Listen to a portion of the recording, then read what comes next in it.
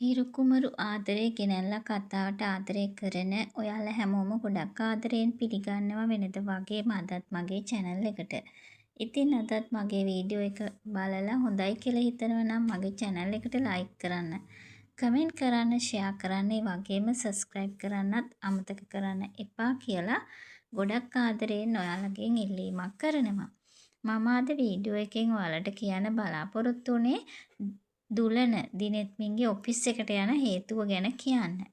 ඉතින් ඔයාලා මේ කතාව බැලුවට පස්සේ දැනගන්න ඇතිනේ මේ වෙනකොට සිද්ධ වෙලා තියෙන දේ මොකද්ද කියලා. ඉතින් ඇත්තටම දුලන සාර්ථක වුණා. ඒ කියන්නේ දුලන හංසනාලගේ පවුල හැමෝටම ඩිනර් එකකට ආරාධනා කළා. ඒ අවස්ථාව උදා කරගත්තා. ඇත්තටම ඉතින් දුලන මේ වෙනකොට ඉන්නේ ගොඩක් සතුටින්. ඒ වගේම දුලන දැන් හිතන්නේ හංසනාට තමන් ආදරය කරනවා කියලා කියන්නේ කොහොමද කියලා. ඇත්තටම ඉතින් දැන් දුලන සතුටු වෙනවා. හංසනා දිනෙත්මින්ගේ ඔෆිස් එකේ වැඩ කරනවා කියලා දැනගත්තු එක ගැන.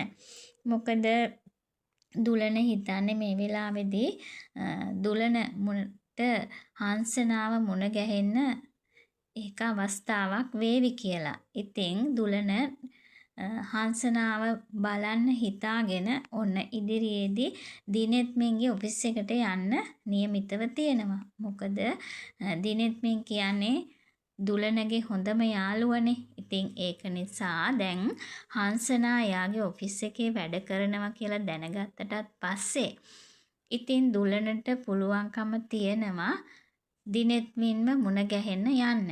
ඒ ගියාට පස්සේ අනිවාර්යයෙන්ම දිනෙත්මින්ට හංසනා ගැන කියලා හංසනා මේ ඔෆිස් එකේ වැඩ කරන කෙනෙක් කියන එකත් කියලා එයාව මුණ ගැහෙන්න පුළුවන්කම ලැබෙනවා කියලා දුලන හිතනවා. ඒක නිසා තමයි දුලන ඉදිරියේදී දිනෙත්මින්ගේ ඔෆිස් එකට යන්නේ.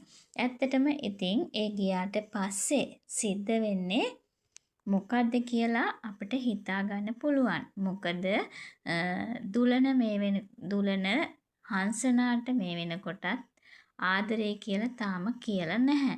නමුත් ඉතින් ඇත්තටම මෙතනදී හංසනා ඇත්තටම ආදරේ කරන්නේ දිනෙත්මින්ට කියලා අපි හැමෝම දන්නවනේ. ඒ වගේම දිනෙත්මිනුත් හංසනාට ගොඩක් ආදරේ කරනවා. මේ වෙනකොට දිනෙත්මින් හංසනාට ඒ බව දැනෙන්න කියලයි තියෙන්නේ. ඉතින් ඒක නිසා මේ දෙන්නගේ ආදරේ නම් වෙන් කරන්න පුළුවන් කමක් ලැබෙන එකක් නැහැ. නමුත් ඉතින් දුලන මේ වෙලාවේදී විශ්වාස කරන එකක් නැහැ. හංසනා දිනෙත්මින් එක්ක මේ වගේ සම්බන්ධයක් තියෙනවා කියලා.